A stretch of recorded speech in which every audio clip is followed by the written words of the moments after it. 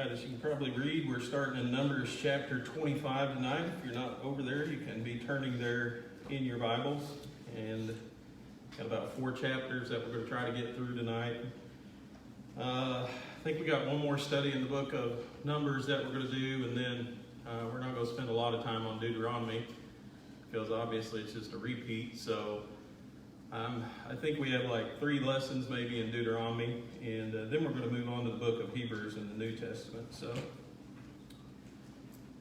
if you look at question number 1, though, I'm going to kind of rearrange the question just a little bit, but of course it deals with the idea that, or in part with a kind of the same thing we're dealing with in our lesson tonight. But how about the question, is sex used today by advertising companies?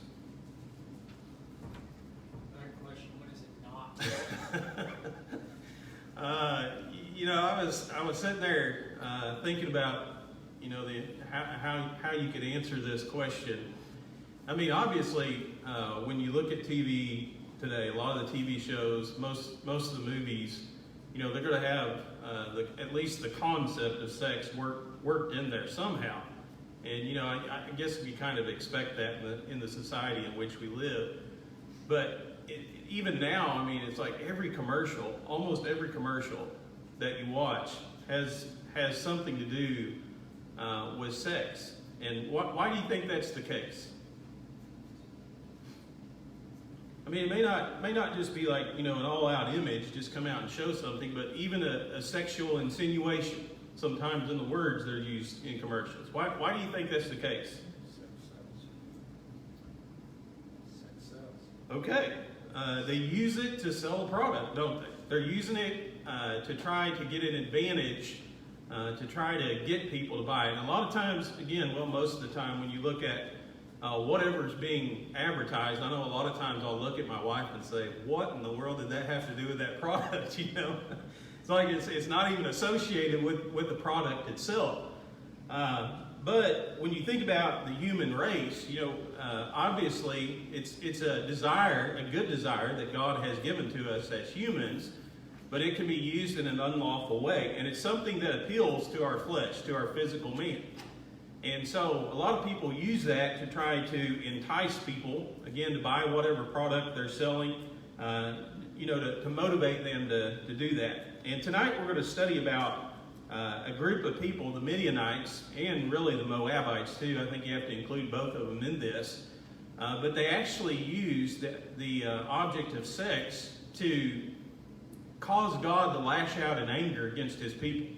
And remember, I hope you've been keeping up with us on our Wednesday night studies that we're doing online, because last week we talked about the prophet.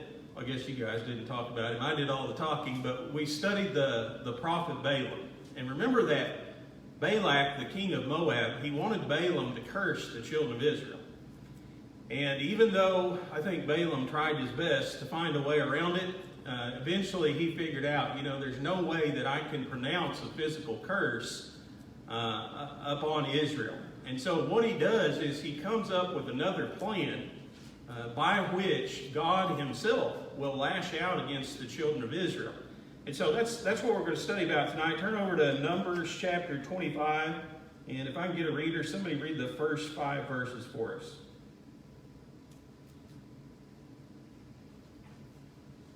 No, we're out of practice here, but that means somebody read the first 5 verses. And Israel abode in Shittim, and the people began to commit whoredom with the daughters of Moab.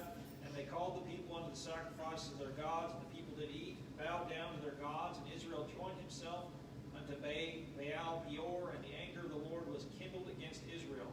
And the Lord said to Moses, take all the heads of the people, and hang them up before the Lord against the sun, that the fierce anger of the Lord may be turned away from Israel. And Moses said unto the judges of Israel, slay every one of his men, slay ye every one of his men that were joined unto Baal Peor. Okay, so we're reading about this incident, and if you go over into chapter 31, I'm going to read verse 16 here. This is a little bit later on, but Moses says, look, these women caused the children of Israel through the counsel of Balaam to trespass against the Lord in the incident of Peor, and there was a plague among the congregation of the Lord. And so we learn from Moses' words there that this idea came about through the council of Balaam. Also, when you go over into the New Testament, in Revelation chapter 2 and verse 14, John's writing to the church at Pergamos here, but it says, I have a few things against you, because you have there those who hold the doctrine of Balaam, who taught Balak to put a stumbling block before the children of Israel, to eat things sacrificed to idols, and to commit sexual immorality. And so we have these two verses in the Bible that show us that it was by the counsel of Balaam that Balak came up with this plan. And basically it was this satanic plot for the Moabite women to seduce the Israelite men and to have sexual relationships with them.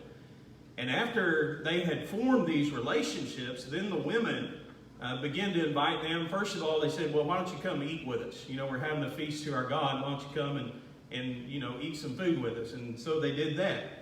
And then eventually they were inviting them to worship, and they began worshiping this other god. And so you think about that idea, that's a pretty sinister plot, but that's how Balaam came up with a plan, other than verbally cursing Israel, to have something happen to them so they wouldn't destroy all these other nations. And you think about, again, the power of relationships and influencing people for bad. Can you think of any other examples like that in the Scripture?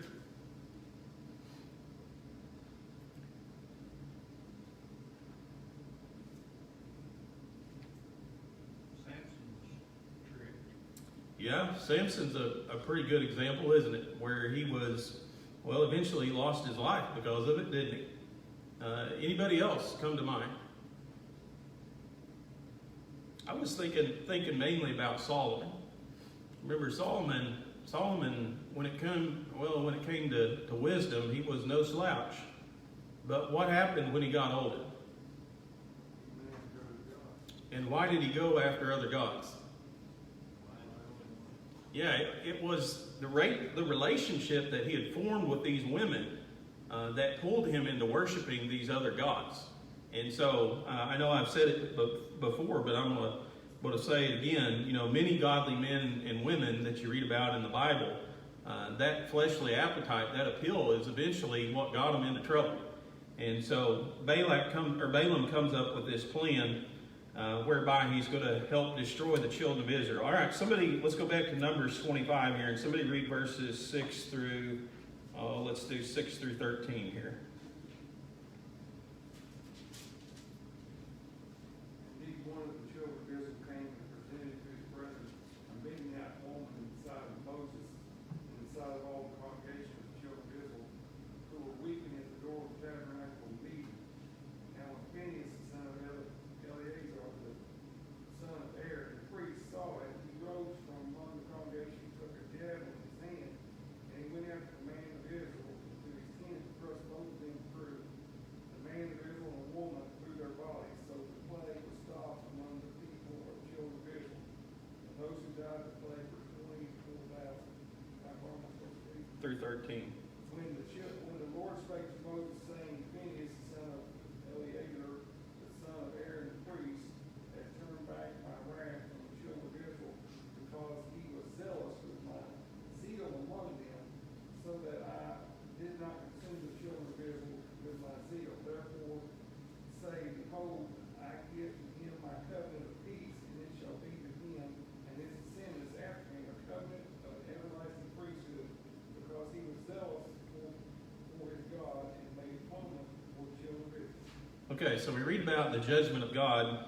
God tells Moses, you take all these ringleaders, and what was he supposed to do with them?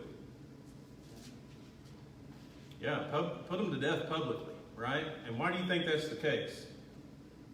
Seems kind of harsh to us, doesn't it? To make a point. Yeah, Israel was in a real danger here of totally departing from the will of God. And you know, it wasn't like it was one isolated incident that we're reading about here. But so Moses and all the people, you know, they're spiritually shocked by what's going on. and they kind of, gathered together to show their sorrow and to show, their remorse for what was happening. And right in the middle of that, question number 2 here, what does one Israelite do right in front of everybody as they're doing this?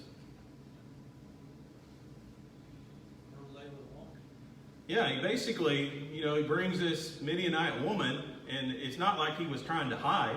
It wasn't like he was trying to sneak around and get out of the view of everybody else. He just brazenly brings her out in front of everybody right in the middle of this ceremony. I mean, here are the people, weeping over this and expressing their sorrow. And it's just kind of this defiant attitude, I don't care what you guys think, this is what we're going to do. And so he takes her into his tent to have intimate relationships with her. And of course, we read about Phineas in his zeal, what he did. But, I was trying to think about, well, how can you put that into perspective? But, think about us today, like holding a service like this, and here we are, we're studying about this, and then somebody just publicly walks in and, puts on a public display of affection and basically violates everything that you're talking about. I mean, that's pretty brazen, isn't it? But that's exactly how this man was acting. And, what would your reaction be to something? How would you react to something like that?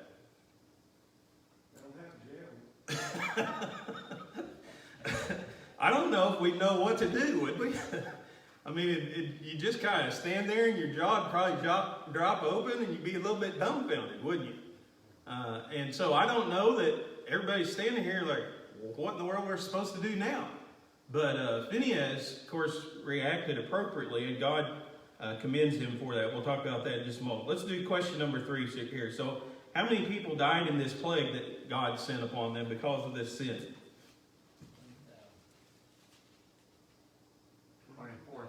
24,000. So that gives you an idea. This wasn't just one little event over here. This was a major thing that was affecting the children of Israel. And so these 24,000 people die. God gives a commandment to Moses to publicly execute, the ringleaders of this.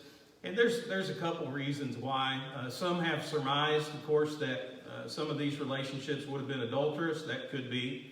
What was the penalty for adultery under the law of Moses? It was death. Certainly they were worshiping false idols. What was the penalty for that? It was death, wasn't it?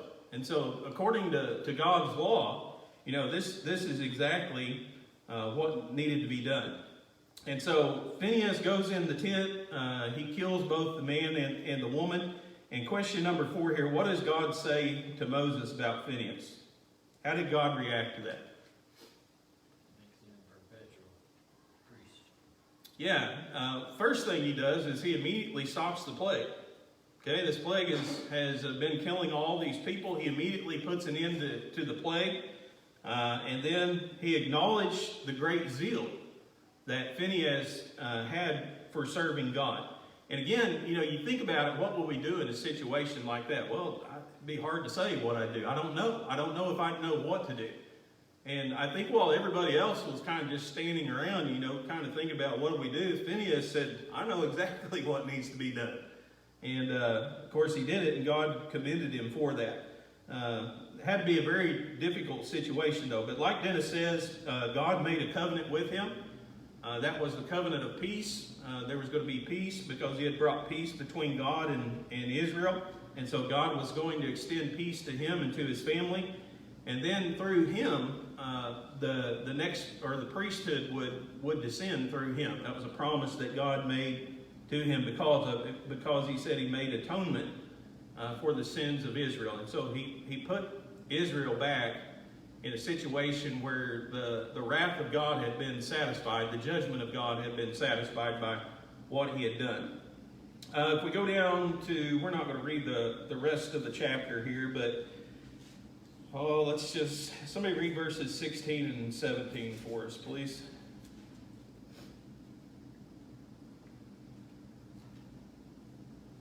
And the Lord spake unto Moses, saying, Vex the Midianites and smite them. Okay, so we read about, God obviously had punished Israel for their part in this sin, but now he was going to punish the Midianites. And what was their punishment going to be?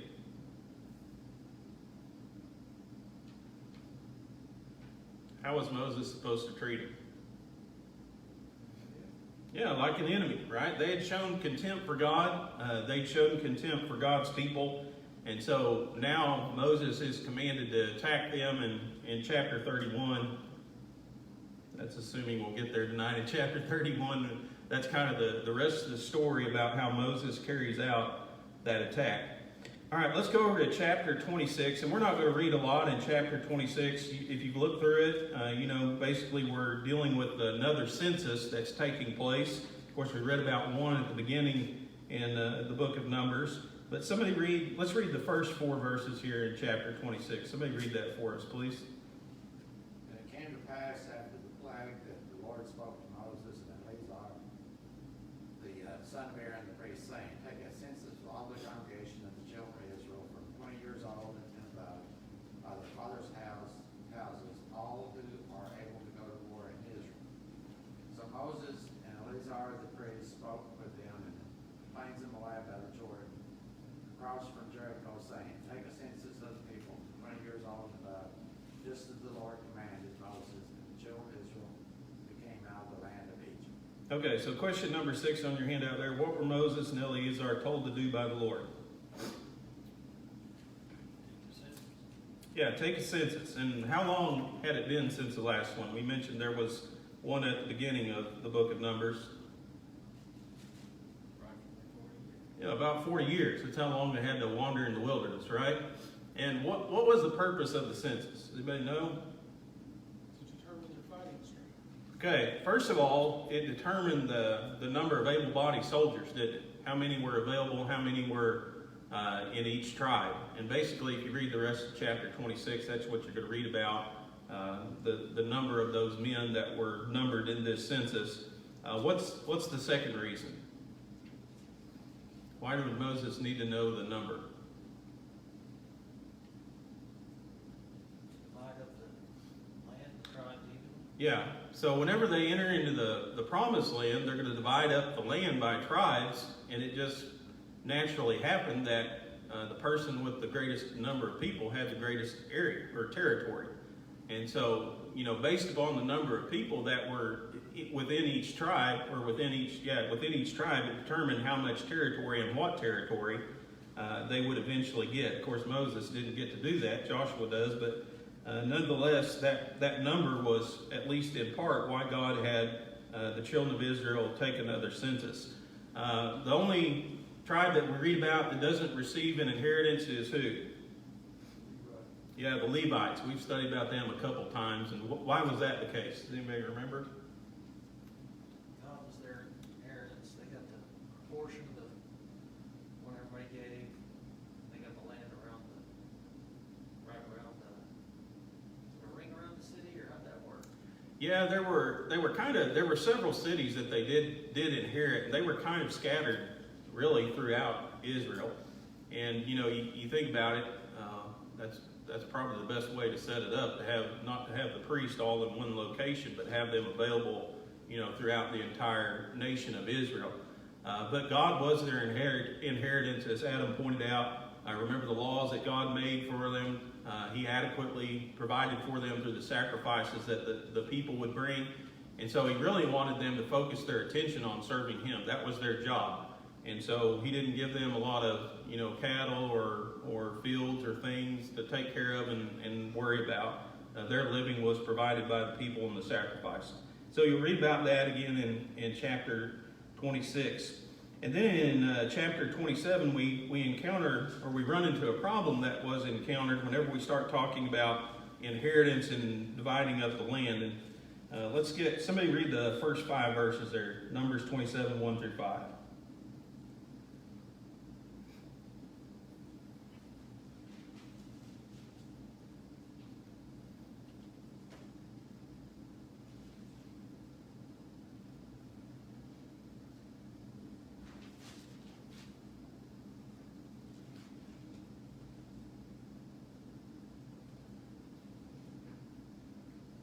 Nobody wants to sign up for our names there. Just skip the first verse then. Is that what the holdup is? Okay. So the daughters of Zelophehad come. Let's go to verse 2. And they stood before Moses. And poor Eleazar, priest, before the leaders and all the congregation about the Lord of the tabernacle, saying, Oh, our father died in the wilderness.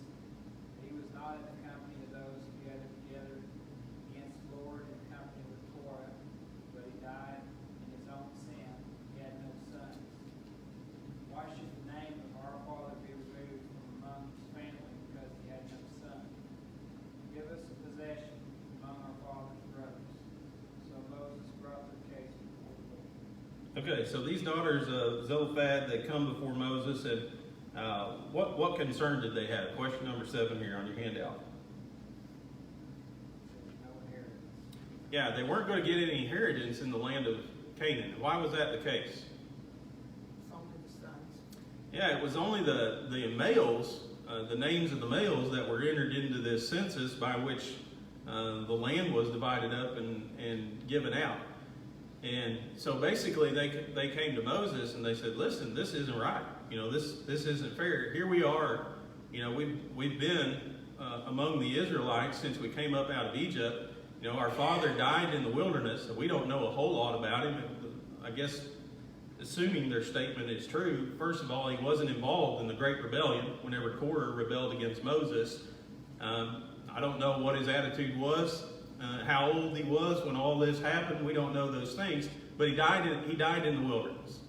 And so they basically tell Moses, how is it right that we don't have any inheritance? Our family doesn't get any inheritance. And the simple reason was not because he didn't have any family, but he just didn't have any male children. And so what does Moses decide? Helps the Lord. Yeah, so Moses is going to bring their case before God. Somebody read, let's do 6 through 11. I don't think we have any names in there, do we?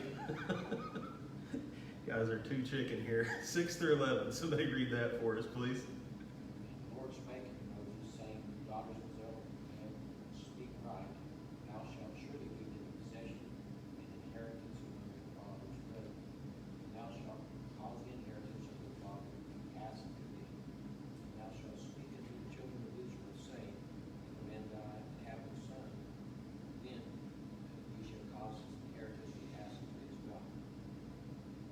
Through 11. Yes. And if he have no daughter, then he shall give his inheritance to his brethren. And if he have no brethren, then he shall give his inheritance to his father's brethren. And if his father have no brethren, then they shall give his inheritance to his kinsmen, that is next to him of his family, and he shall possess it. And it shall be unto the children as of Israel a statute of judgment, as the Lord commanded Moses. Okay, so what decision, question number 8 here on your handout, what decision does God make about this problem? Yeah, he solves it. And the way that he solves it is really through a law, doesn't it? So he gives Moses this new law. And basically this new law says, if a man doesn't have a male child, but he has a female child, then that female child is going to inherit his portion of the land. If he didn't have a daughter to give it to, then it would go, basically you have the next nearest kin to him. But the idea, through all of it is, God didn't want this land, kind of getting all into one tribe's hands where they had this, basically 3/4 of the land of Canaan. He kind of wanted it to stay where it was, within each tribe and within each family. And so that was one of the laws that he put into effect, whereby the land would not be changing hands and being passed back and forth, and the tribes, getting all mixed up. I didn't see it here, but my memories tell me he told them at some point they had to marry a guy from their tribe or something. Yeah. So it stayed, because if you marry a different guy and you had sons, then that tribe now has your land. Right. Yeah. So it was again designed to kind of keep the land wherever it was. Not so one person or one tribe could kind of get an advantage over another one. But it addresses the principle, and I think it's something. Kind of, you look at the history of the human race, and it's kind of been the history of mankind, that we don't always treat people equal, do we? I mean, sometimes you look through human history, people have been treated differently because of their gender, right? Sometimes it could be race. I mean, it could be their social standing. It could be their income. I mean, it's just the history of the human race that we don't always treat people and look at people equally. And you have to understand, at this point in time, this law was huge. I mean, to allow a woman to possess property is almost unheard of in that day and age. And so you have this, I know a lot of times people often read about the Bible and they think, well, God is a female suppressor, or he's not for women having equal rights, or they're not as valuable as men in the sight of God. That's never been the case. So even the Old Testament, you have this idea where God says, yeah, that's right, that's fair. They should be treated equally, just like a male child should be treated. And so he established this law, and again, it indicates to us, that God treats people equally. I mean, that's one of the principles that's taught throughout the Scripture. So question number 9 is, with so many people in the world, how does it make us feel to know that God cares for us? You think about these daughters, how small were they in the big picture of God's overall creation? But God was concerned, wasn't he? And God ruled in their favor. And, again, you think about God treating people equally, that should make us feel good. The fact that there are no favorites with God. Nobody gets a leg up over anybody else. I mean, whenever we think about what's right and what's just, that's what we want, isn't it? I mean, we wanted to be treated equally and fairly. So we didn't read the rest of the chapter here, but if you look at verse 18, God tells Moses that he's going to die after this battle that they have with the Midianites in chapter 31. So who is going to be the next appointed leader of Israel? Joshua. And what do you know about Joshua thus far? I mean, don't look into the future here, but just think about what we've read. Is there anything that stands out about him, or any events? Think of his name. Okay, he was one of the 12 spies that was sent into the land of Canaan, one of the 2 that brought back a positive report. What else? He's younger. Okay, he's certainly a younger man. Yeah, when Moses goes up to Mount Sinai to get the 10 Commandments, remember him being there? He goes up on that journey with Moses. Doesn't go all the way to the top, but he accompanies him up the mountain. He didn't call Moses priest.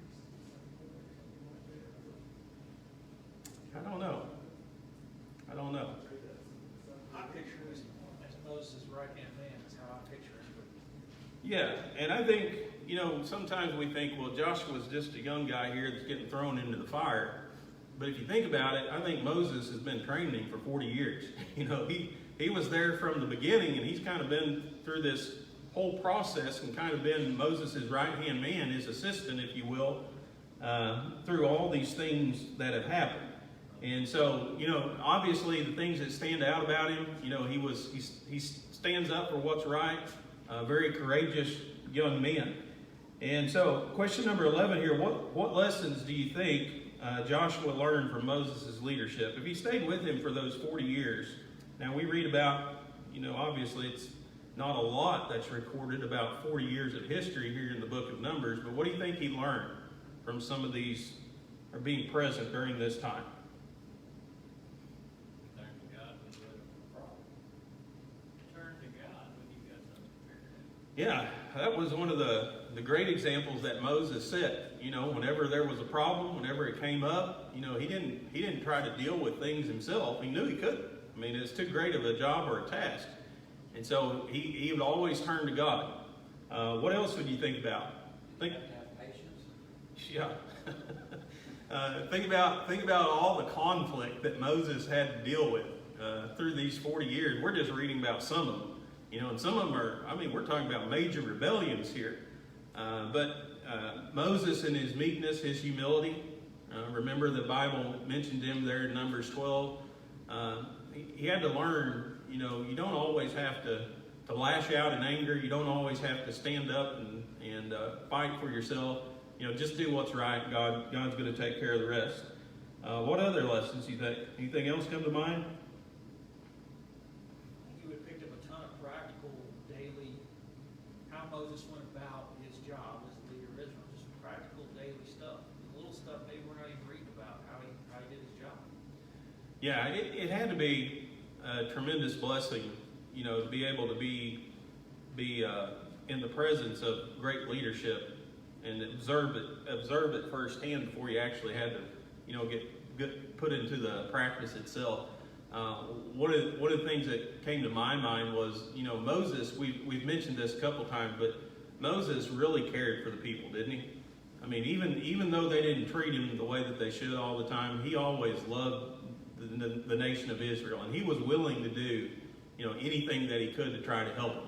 So I think that would have been another, good example that he learned from Moses' leadership. Anything else come to mind? I think that's about all I have down. Most of the time, he should have felt pretty secure, knowing that God had chosen him to be the right-hand man of Moses, even though there was all kinds of conflict and that kind of stuff. Don't you believe that? Those things make you stronger. Yeah, just the fact that knowing, like Moses, that he was chosen by God, and appointed by God, and undoubtedly, God was with him and wanted him to be there. That had to be a tremendous encouragement to Moses during some difficult times, because there weren't always people standing up for him. But there are just a lot of great lessons that he would have learned, during that 40-year period. And so, I think sometimes when we think about Joshua, we think, well, here's this young guy, and he doesn't know anything about leading, and he's thrust into this position, but he's learned a little bit, or I at least assume he has, over these 40 years. Okay, we'll get into chapter 31. We've got a couple minutes here. God tells Moses to take vengeance on the Midianites. And so we mentioned, God had punished Israel. His judgment had been carried out upon Israel for their part in this sin. And now God turns his attention to the Midianites.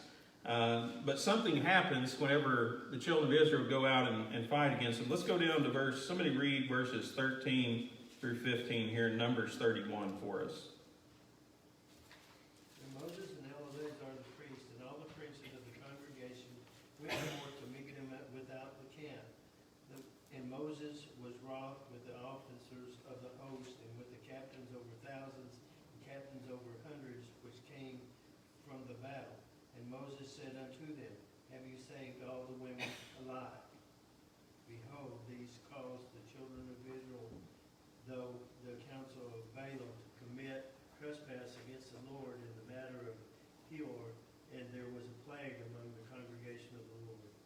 Okay, so Israel goes out, they defeat the Midianites, and when they come back, Moses is angry with his officers. And why is he angry? They weren't supposed to take captives. Yeah, they brought back the women and the children, right? And so Moses says, what in the world are you guys doing here? These are the very women that caused you to sin. These are the very women that had led you astray. And so eventually what happens is the women who had known a man, they were put to death. Also the male children, God said go ahead and put them to death. But any of the female children who didn't know a man, they were allowed to make them into slaves and kind of convert them or adopt them into the family of Israel. But obviously you can understand the frustration of Moses here. I mean, again, think about what he had to deal with. He just gotten over all these people dying in that plague, these 24,000 people, having to publicly execute leaders of the children of Israel. And here they bring back some of the very women that had taken part in this sin. And I think about that just as a human. That would have been a hard command to fulfill, wouldn't it? I mean, generally when you think about war, you think about, well, you could kill another person who's fighting against you. But to kill the women and the children, and again, they they had relationships with some of these women, so obviously they had some kind of attachment or feelings toward them. But it would have been a difficult command to carry out. And so I guess as a human, you can kind of maybe a little bit understand, why they would do what they did. But again, that's not what God told them to do. And so eventually they have to carry out the will of God. We read about these different battles that Israel fights throughout the land of Canaan, and as they're journeying toward the land of Canaan. Question number 15 here, we're going to end with it. How can we know when we should fight and when we should try to avoid fighting? What do you think a good rule of thumb would be? How did the Israelites know when to fight? Yeah, that's a pretty good rule to go by, isn't it? There's certain things, we're in a spiritual warfare today. And there's certain things that we have to stand up for, we have to fight for. There's other things that we don't. And so, we need to be sure that we're fighting the battles that God told us we need to fight. Don't be fighting battles that God didn't tell us to fight. And so, good lesson, I think, from the children of Israel there. Anybody have any thoughts or comments or questions before we end? What kind of plague was it within the congregation? Do we know? I don't know. If it is mentioned anywhere else, I don't know where it is mentioned. But right offhand, I don't know. Obviously killed them, but... Yeah, and I would assume it was something pretty sudden. Some commentators said it was some kind of, sexually transmitted disease that eventually killed them, but I don't know how you make that assumption by reading it in the scripture, because it seems to happen pretty quickly, whatever it was. So I would think it would be miraculous in nature too, because he turned it off like a switch. Yeah. Naturally, like one person gave it to another, without God's intervention, you can't do it. yeah, but exactly what the death was or how, I'm not for sure. Anybody else?